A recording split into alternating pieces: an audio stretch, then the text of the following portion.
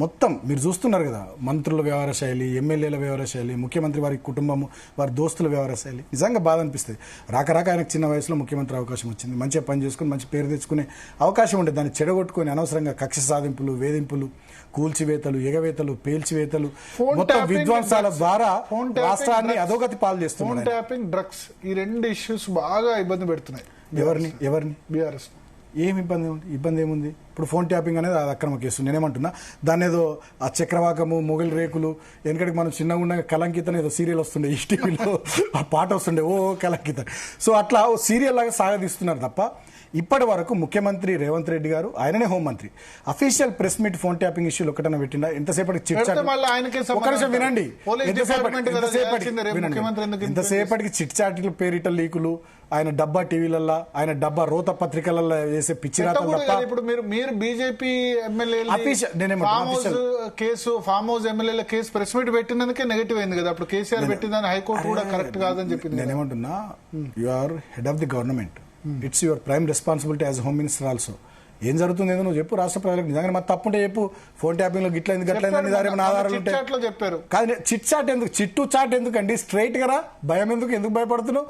నిజంగానే phone tapping పేరిట ఏం జరిగిందో నువ్వు వచ్చి బయట పెట్టు, చెప్పు. భార్యాభర్తల సంభాషణలు కూడా విన్నారు. అరే ఏ భార్యాభర్తలు విన్నారు చెప్పు అంటున్నా కదా. ఆయనదే, ఎవరి? ఆయన రేవంత్ రెడ్డి. చాలా తప్పదు. ఇప్పుడు ముఖ్యమంత్రిగా కేసీఆర్ గారు ఈ అంశానికి సంబంధించి ఇప్పటికీ కేసీఆర్ గారు స్పష్టంగా చెప్పేసారు ప్రెస్ కాన్ఫరెన్స్ లో. ఆ రోజు మీరు అడిగినట్టున్నారు తెలంగాణ భవన్లో. వారు ఏమన్నారు? ముఖ్యమంత్రిగా నేను అధికారులను అడుగుతా ఏం జరుగుతుంది ఈ రాష్ట్రంలో. ఆ అధికారి సమాచారం తీసుకొస్తాడు. ఎట్లా తీసుకొస్తాడు ఏందో నాకెట్లా తెలుస్తుంది? ఎట్లా తీసుకొచ్చిన నేను అడగా, ఎట్లా తీసుకొచ్చిన అనేది ఆయన చెప్పాడు. మాకేం సంబంధం అని చెప్పి వెరీ క్లియర్గా అన్నాడు. సో ఫోన్ ట్యాపింగ్ అనేది ఇష్యూ లేదు, కేవలం బీఆర్ఎస్ మీద బురద జల్లడం తప్ప ఇంకో ఇష్యూ కాదు. ఇప్పుడు మన రోహిత్ రెడ్డి విషయంలో ఎందుకు స్ట్రిక్ట్ యాక్షన్ తీసుకోకుండా షోకాజ్ నోటీస్? దాంట్లో కూడా నేనేమంటున్నా, అక్కడ ఏం జరిగిందో ఏందో తెలియదు. వీళ్ళు ఫ్రేమ్ చేసినరా, వాళ్ళు చేసినరా, వీళ్ళు ఎందుకు కలిసిరు? ఆంధ్ర ఎంపీ ఎవరో పుట్టమహేష్ అని ఎవరో ఉన్నారట, ఢిల్లీలో ఎవరో ఉన్నారట, వీళ్ళు ఉన్నారట, వాళ్ళు ఉన్నారట. అక్కడ ఏం జరిగిందో ఆ రాత్రి ఏందో ఏం కథనో తెలియదు. అయినా మీడియాలో వచ్చినటువంటి కథనాల మేరకు కేసీఆర్ గారు పార్టీ అధిష్టానం ఇమ్మీడియట్గా ఆయనకు షోకాజ్ నోటీస్ ఇష్యూ చేసింది. ఇమ్మీడియట్గా ఎక్స్ప్లెనేషన్ తెలపాలన్నది. ఆయన ఎక్స్ప్లెనేషన్ వచ్చిన దాన్ని బట్టి డెఫినెట్గా పార్టీ నిర్ణయం తీసుకుంటుంది. అయినా అదే అంటున్నా. ఇప్పుడు నేనేమంటున్నా, కేటీఆర్ గారిని కానీ, హరీష్ గారిని కానీ, కేసీఆర్ గారిని కానీ, ఇంకోరు కానీ అది వాళ్ళు చేసేటటువంటి పనుల విషయంలో, వాళ్ళు చేసినటువంటి కార్యక్రమాల విషయంలో అనడానికి ఏం లేదు. కాబట్టి బురద చల్లాలి.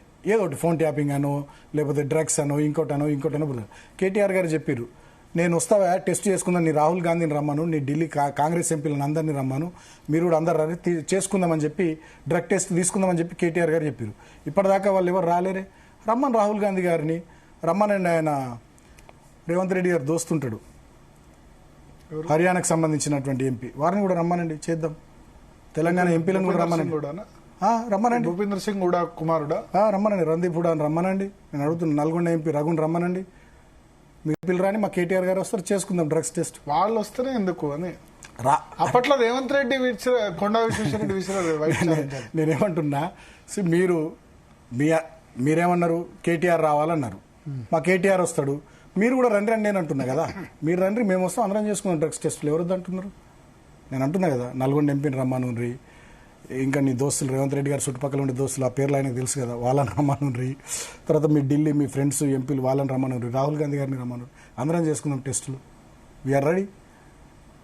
ఎవరిని అంటున్నారు, ఏమంటున్నారు, ఏం తెలివాయి అనుకుంటున్నారా? ఎట్లా పడితే అట్లా, గాలికి ఎట్లా మాట్లాడితే అట్లా అనుకుంటే ఎట్లా? అధికారం ఉంది, పోలీసులు ఉన్నారు, ప్రభుత్వం ఉంది. వినండి భరత్ గారు, నేను ఒక మాట, ఏది పడితే అది నడిచిపోతుంది, ఎట్లా పడితే అట్లా మాట్లాడతాం, ఎవరిని పడితే వారిని ఎంత పడితే అంత అంటాం, ఏది పడితే అది చేస్తాం, బెదిరిస్తాం, ఏదైనా చేస్తాం, ఎంత దూరమైనా పోతామంటే. అధికారం మీకు శాశ్వతమా? తెలంగాణ సామ్రాజ్యమా? నువ్వు ఎల్లకాలం ఉండే చక్రవర్తివా? ఎల్లకాలం ఉంటావా? ఇప్పుడు మా వయసు ఎంత అండి? కేటీఆర్ గారిది కానీ మాది కానీ బీఆర్ఎస్ యంగ్ టీం మేమందరం ఎంత ఉన్నాం? అందరం 40, 50 కదా. ఎటు పోతారు? ఎంత దూరం పోతారు? ఇట్లా బెదిరించుకుంటా, ఇట్లా బురద చల్లుకుంటా, క్యారెక్టర్ అసాసినేట్ చేసుకుంటా, ఏది పడితే అది మాట్లాడుకుంటా. కుటుంబాలు లేవా? కుటుంబ సభ్యులు లేరా? అభిమానులు లేరా? బంధువులు లేరా? పర్సనలైజ్ అయిపోతున్నాయి రాజకీయాలు. అదే బాధ అనిపిస్తుంది. అది తప్పు అంటున్నా, అవసరం లేదు గంతా.